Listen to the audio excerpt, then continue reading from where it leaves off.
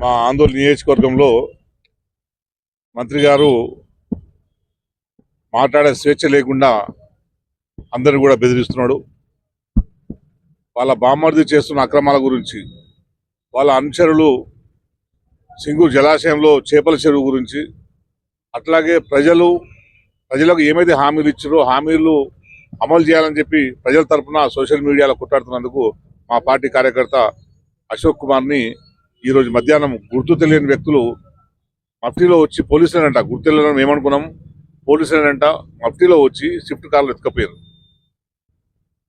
కానీ మాకు అర్థం కాలేదు, మఫ్టీలో ఉన్న వ్యక్తులు స్విఫ్ట్ కార్లో వచ్చి ఒక మనిషిని కాళ్ళు చేతులు ఒకరు తలకాయ ఒకరు పట్టుకొని కార్లు ఎత్తేసుకొని పట్టుకొని పోతే ఎవరు ఎత్తుకపోయారు అనుకోవాలి, ఎవరు తీసుకుపోయారు అనుకోవాలి, పోలీసులు అనుకోవాలా లేదంటే మాఫియా ముఠాలు అనుకోవాలన్నా ఏమనుకోవాలి? చివరికి మేము ఆ వ్యక్తుల్ని సీసీ కెమెరాల నుంచి గుర్తుపట్టి అక్కడ దాంట్లో కానిస్టేబుల్ ఉన్నాడని చెప్పి గ్రహించి మేము జైరాబాద్ రూరల్ పోలీస్ స్టేషన్ రావడం జరిగింది. ఇక్కడ టౌన్ పోలీస్ స్టేషన్ రావడం జరిగింది. ఇక్కడ అతన్ని అరెస్ట్ చేసినారు. ఏదో సోషల్ మీడియాలో పోస్టింగ్ పెట్టిండంట, దాని మీద ఎవరో కంప్లైంట్ ఇచ్చినట్ట, దానికోసం అరెస్ట్ చేసామని చెప్పడం జరిగింది. ఇది పూర్తిగా అప్రజాస్వామికం. ప్రజల్ని వేధించడం, ప్రజల మాట్లాడే హక్కుని ప్రశ్నించే గొంతుల్ని ఇది అణిచివేసే కుట్ర దామోదర రాజనరసింహ గారు చేస్తున్నారు. మీరు మంచి చేస్తే మిమ్మల్ని మంచి పనులు చేసినని పొగుడతారు, మీరు చేయకపోతే ఎందుకు చేయలేని ప్రజలు ప్రశ్నిస్తారు. అది ప్రజలకున్న హక్కు. కానీ మీరు దేన్ని కూడా భరించుకోలేని స్థితిలో మీరు మీ ప్రభుత్వం ఉండడం అనేది చాలా సిగ్గుచేటనే విషయం. మీరు ఇప్పటికైనా పద్ధతి మార్చుకోండి. మీరు 2 సంవత్సరాల కాలం 2.5 సంవత్సరాల కాలంలో మీరు ప్రజలకు చేసిన ఒక్క ఉపయోగం కూడా ఏమీ లేదు మన నియోజకవర్గంలో. మా నియోజకవర్గంలో నేను ఆఫ్టర్ ఆల్ ఎమ్మెల్యేగా ఉన్నప్పుడు చేసిన రోడ్లే ఉన్నాయి తప్పించి నువ్వు మంత్రిగా ఒక్క తట్టెడు మట్టి కూడా నువ్వు ఎత్తి ప్రజలు ఉపయోగపడే చేసింది ఏది లేదు. చూడండి రోడ్లు ఎక్కడెక్కడ ఉన్నాయి, దీని ఎక్కడ ఉన్నాయి, మరి ఏం మాట్లాడద్దు, ఏం ప్రశ్నించొద్దు అంటే ఎట్లా? ఎవరు ఆడతారు? ప్రజల తరఫున ఎవరు ఆడతారు? ఎవరు మాట్లాడుతా ప్రజల తరఫున?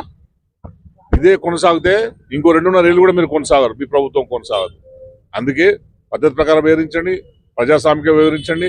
మేము మా కార్యకర్తలు కూడా చాలా సంయమంతో ఉన్నారు.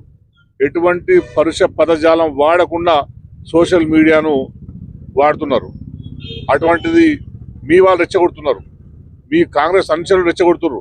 మీ మీద కూడా కంప్లైంట్ ఇస్తాం. ఇప్పుడు అరెస్ట్ చేసింది కదా, అరెస్ట్ చేస్తామని చెప్తున్నారు కదా, మేము కూడా మీ వాళ్ళ మీద ఇస్తాం, సేమ్ కంప్లైంట్ ఇస్తాం. ఎవరెవరు ఉన్నారు అసభ్యకరంగా ఎవరెవరు పెడుతున్నారు కాంగ్రెస్ వాళ్ళ మీద కూడా మీరు కేసులు పెట్టండి. మరి మీరు కూడా మీ ఎమ్మెల్యేలు మంత్రులు మీరు ఏం మాట్లాడుతున్నారు? ఒక్కొక్కరిని చీరేస్తాం, కాల్ చేస్తాం, మీ అంత చూస్తామని మీరు మాట్లాడతలేరా? ఎమ్మెల్యే మీరే మాట్లాడుతున్నారు కదా, మరి మీ మీద కేసులు లేవు, కానీ సుమన్ మీద కేసు పెడతారు. ఇట్లా మా బీఆర్ఎస్ కార్యకర్తల మీద కేసులు పెడతారు. ఇదేం రాజ్యం ఇది?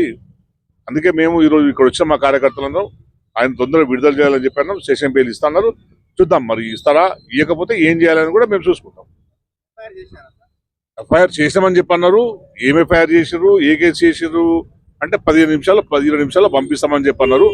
ఏ కేసు అయినా సరే, ఇప్పుడు ఒకటి ఏంటంటే నువ్వు ఎఫ్ఐఆర్ ఉన్నా ఎఫ్ఐఆర్ లేకున్నా ఒక మనిషి మీద ఎఫ్ఐఆర్ అయినప్పుడు ఆ మనిషికి నోటీస్ ఇవ్వాలి. నువ్వు నోటీస్ ఇచ్చి ఆ మనిషి ఇల్లు ఉంటుంది కదా, ఇంటికి పోవాలి. ఇంట్లో లేకపోతే నోటీస్ అందించి రావాలి. మీ ఇంట్లో పలానా వాళ్ళ మీద కేసు అయింది, మీరు రండి, రమ్మని చెప్పండి, పోలీసులు వచ్చామని చెప్పాలి. కానీ దొంగల లెక్క నువ్వు మఫ్టీ వేరే సివిల్ వెహికల్లో పోయి మఫ్టీ టెస్ట్లో పోయి మనుషులు ఎత్తుకపోవడం ఏంది? ఇదే సంస్కృతి, కొత్త సంస్కృతి.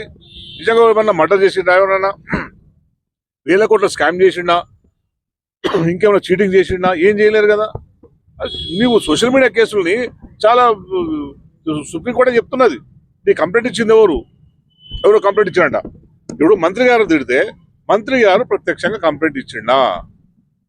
మంత్రి గారు ఇప్పుడు నా మీద ఎవరో పోస్ట్ పెట్టినప్పుడు నేను కంప్లైంట్ ఇస్తే అది కంప్లైంట్ ఫిర్యాదు అవుతుంది, ఎఫ్ఐఆర్ కావాలి. కానీ మంత్రి గారు ఏమైనా కంప్లైంట్ ఇచ్చిండా? మంత్రి గారు కంప్లైంట్ ఇవ్వకుండా మంత్రి గారి పేరు మీద ఆ చెంచగాడు ఎవడో కంప్లైంట్ ఇస్తే అది ఎట్లా కేసు అవుతుంది, ఎట్లా వ్యాలిడ్ అవుతుంది? పోలీసులు మీరు ఎట్లా తీసుకుంటారు? అది చట్టంలో ఎట్లా? సుప్రీంకోర్టు చెప్పింది, ఎవరైతే బాధితుడు ఉంటాడో ఆ బాధితుడి ఫిర్యాదులు మాత్రమే కన్సిడర్ చేయాలి. ఎవరైతే సఫరర్ ఉంటాడో ఆ సఫరర్ ఫిర్యాదు మాత్రమే కన్సిడర్ చేయాలని. మరి చెప్పండి, మరి మంత్రి గారు ఫిర్యాదు ఇచ్చినా? కానీ ఎవరో ఇచ్చిరని చెప్తున్నారు, చూద్దాం ఎవరు ఇచ్చిరో. దాన్ని బట్టి ఇక తెలిసిన తర్వాత మళ్ళీ ఫర్దర్ ఏమైనా ఉంటే నేను మాట్లాడతాను. Thank you. జైరాబాద్ మిత్రులు చాలా మంది ఇక్కడికి వచ్చారు, మా పార్టీ నాయకులందరూ కూడా చాలా మంది వచ్చారు. అందరికీ పేరు పేరున ధన్యవాదాలు. అట్లా మీడియా మిత్రులు కూడా వెంటనే మాకు ధైర్యంగా నిలబడ్డందుకు జైరాబాద్ మీడియా మిత్రులు కూడా నేను ధన్యవాదాలు తెలుసుకుంటాను.